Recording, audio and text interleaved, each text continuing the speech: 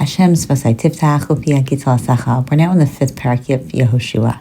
In this Perek, the first thing that gets highlighted is that we have made the papers. We are popular. We are a force to be reckoned with. All of the kings, the Amori, and all of the Amalek Canaan, they hear about what happened and how Hashem made this huge miracle and how we crossed through the Yarden.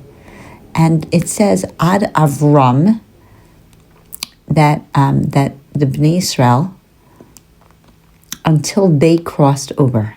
So, but another way, there's a Kriyuk Siv. So it's written one way, and you say it another way. Avarnu, we crossed over. So which one is it? So here's a nice concept. Here's an example of all nisim, all miracles, everything that the Jews experienced. Chayav Adam L'Ros Atzmo Ki'ilu Hu Yatsa Mitzrayim. When we at the Seder, we feel like we're the ones. It's happening to us. We're the ones that left Mitzrayim. So here too, we are to experience B'chol Dor Vador. We should experience and remember and understand that Hashem made this huge miracle, and we passed over, or we went through the Yarden, and they're very they're very afraid. And so what does Hashem say? Hashem tells Yehoshua, now it's time to get back into a relationship with me on a physical level. Shuv mol b'nei Yisrael shines. Now it's time to take your knives, v'charvot tzurim, and give everybody a bris milah. Well, why didn't they have a bris milah? So interestingly, they haven't had a bris milah since the first year that they left Mitzrayim. Why is that? Well, the Gemara talks about that there were these ruach tzifonis. They had the very special winds that were medicinal winds, that were healing winds. And as long as they had the ananei hakavod around them, Hashem, these winds stopped, because wind would have knocked the ananei hakavod, and that would have created a situation where now the ananei hakavod were out of position. Now, it's a very, very interesting concept, because just like the Hashem who makes miracles for us for the ananei hakavod, don't you think he could make a miracle and the winds could still function? But that would have changed nature. And we know that HaKadosh Baruch Hu does not change nature unless it really has to be changed. So to protect Klal Yisrael, okay, fine. But to protect them so that they then could do a mitzvah, Hashem just doesn't do that. And so we see the power, how much he loves Klal Yisrael, that he takes care of us, but he also loves the idea of Seder. We have to have, everything has to be Beseder. And he doesn't just change happenstance for no reason.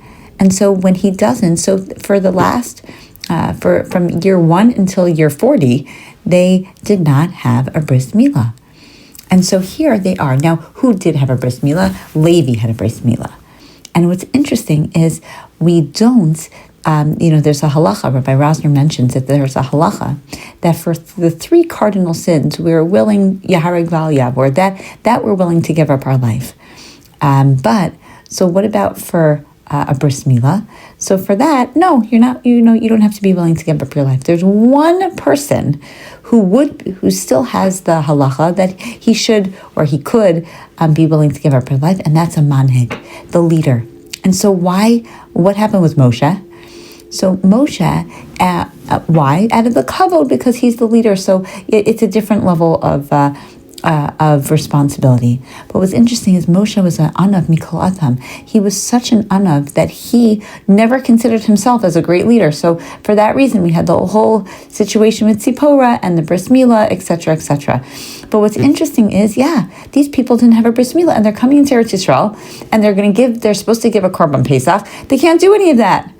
And so what does Yehoshua do? Some say that he himself gave a bris milah to everyone, and some say that he just set up the infrastructure so that he was overseeing everything. Because for him to be giving a bris milah to everyone is a little bit extreme, hard to believe. But ultimately, they had a bris milah. That's the second time this generation did. Another way to look at it is that there are 2 different levels of a bris milah. There's one that there's actual cutting, and one is there's the pullback of the foreskin. And so here they're doing the pullback of the foreskin, because the other one they didn't do. In those days they did it separately. Nowadays they do it together. What's interesting about that is because they call the place Gilgal, which is again the idea of trying to highlight and clear up and illuminate and elucidate what's going on. So it's all part and parcel of the same thing, and that's exactly what happened. That is the reason that the Bnei Israel did not have a bris milah, but we know that, right? B'damaya chayi. What is the reason that we're still around? We were zocha because of the blood of the Korban Pesach and the dam milah. These mitzvos are imperative for our existence. And when the Egyptians saw that we were going to be filled with blood, and we'd have an issue with blood, this is the blood that we're talking about. This is the blood of milah. We also have an understanding, again, we're getting into Eretz Yisrael. Who was promised Eretz Yisrael? Avram Avinu was promised Eretz Yisrael. And he made a bris. He had a bris. He was the first, the one who put it on the map. And that's was part and parcel why he got Eretz Yisrael. Well, part and parcel why we get Eretz Yisrael is to have, is our connection and our bris with HaKadosh Baruch Hu, which definitely has the underpinnings of which are in the bris milah. Now, the Bnei Israel, they unfortunately, while in the process, they were looked upon negatively. But when they get to Gilgal and they're pulling back the foreskin, and they're making sense of the idea of a bris milah, and they're choosing HaKadosh Baruch Hu, and they're showing the whole world that HaKadosh Baruch Hu has chosen them, then everything has been, that's exactly like, there's no more disgrace. That the Galosi es Cherpas Mitzrayim Ma'alechem. That's why they called it Gilgal, because Hashem has taken away all the disgrace of Egypt. We've come home, and look what we're Or Lagayim. We have a Shem Tov again. And it is, again, this is the restart. This is what Yehoshua this is his whole essence, is that he is allowing the Jewish people to do it all again, and this time do it right. And so now they're going to, at this point, they can be in the running to have a Korban Pesach. But now what do they have to do? So first they give the Korban Pesach, and then they have the Omer. And why? Because without that, they can't eat from any of the produce of the land. But what's very interesting is that on that same day that they have the matzos, and they're giving for the on the day of Pesach, what's happening is the man is stopping. The man is stopping because, first of all, the man was only around because of Moshe. And when Moshe died, it technically died with them. But for the last many days, until the Bnei Israel, until this point, they still have the man, because they have leftovers, Hashem, leftover of the mitzvah. Remember, the Anei HaKavod were there because of Aaron, and the Be'er was there because of Miriam. And what's interesting is that as soon as Miriam or Aaron died, because of Moshe and the Zechus of Moshe, they still had it. So it was still around for them. Now, why is that so? Why didn't it just be in the Zechus of Moshe? Because Hashem gives everybody a tafkid. Hashem wants to spread around the Zechuyos, spread around the merit. And so he gave to Aaron and he gave to Miriam, because why should it all go to Moshe? And besides, he was a figurehead anyway, it's all going to work out. But what's interesting is that they're getting into a new stage in life. Yes, they have a redo. Yes, they have a bris milah. Yes, they're accepting Hashem. But you know what? They're losing that, all the hocus pocus. Right? Now they're going to have to go into the land. Now they're going to have to plant and yield the crops, and that's what they're going to eat from. And Hashem made a miracle that the crops were able to grow really, really quickly. And so they were able to have new wheat, and so to be able to make the new food. And now they're going to be working for what they eat. Now, at that point, Yehoshua sees Yericho, and he sees, wow, okay, in front of him, the Malach Michael, with a sword in his hand.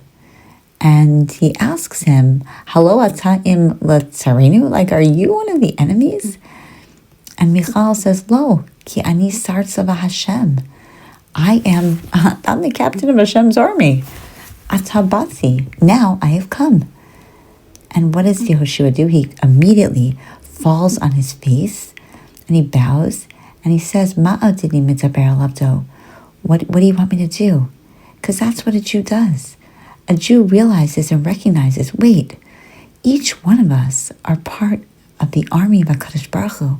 We are all part of that army, and some of us sometimes take on more leadership roles, but at the end of the day, we're all part of the army, and our job in life is just to bow to Hashem and say, Ma adoni mitzaber alavdo, what do you want me to do? And the Sartzva says to Yehoshua, interestingly, Shal na'alecha me'al raglecha. We ever heard those words before? Moshe Rabbeinu. We know, Moshe Rabbeinu had Shal na'alecha me'al raglecha ki hamakom asher ata omed alav admas kodeshu. Here, ki hamakom asher ata omed alav kodeshu. There are two differences. One is Admas Kodesh and one is Kodesh. And the second is Yehoshua is only supposed to take off one shoe when Moshe Rabbeinu only took off two shoes. Now, why is this the idea of the shoes? So we made mention many times, and I'll repeat it here, is that what is a shoe? Well, a shoe is the kind of article of clothing that cannot really be tailored. It either fits you or you don't. You could try to take it to the shoemaker, but at the end of the day, it can't be taken in the same way a dress can be taken in. And it can't be stretched the same way that other materials can. It will always be uncomfortable. Note to self, don't buy a pair of shoes if they're already pinching your toes. But at the end of the day, it's like it's part of exactly who and what you fit. It's your fit. And so what Hashem says, or what the Malach is saying to Yehoshua, and in the case of Moshe, what Hashem said to Moshe, is take off your shoes, take off ma'al raglecha, take off, understand what your essence is, the thing that fits you more than anyone else. And you should just know that the place that you are on is Admas Kodesh, or here Kodesh. Everything that you have is Kodesh. It's all perfectly suited for your role in life. And your role in life is Kodesh. It's what I had signed for you. So Hashem is saying, take off the shoes that are your essence and understand that everything you do, wherever you are, you're supposed to be. And believe in yourself as you believe in me. And what's interesting is the na'alayim, the shoes, we say that is where, we highlight sha'asali kol tzarki in our brachas in the morning, because a shoe, the leather, highlights that mankind is above the animal kingdom. And in respect to the fact that shoes are generally made out of the skins of animals. And so when we say take off your shoes, what we're saying is that's really your essence, which you were created b'tselem Elokim in a way that is so much more powerful than any of the other creations. That essence, sometimes you have to take it off. Sometimes you have to recognize that, forget the materialism of the world, but understand that beyond that, that's not who you are. Take that off and look what's underneath. Look that there's a Kodesh there. That's your essence. That's your tafkid. And Hashem, through the Malach, is telling Yehoshua, okay, you know what? Like now we're getting it together. Take off all the gashmias. Take off all the physicality. Take off all the ideas that are not l'shem shamayim.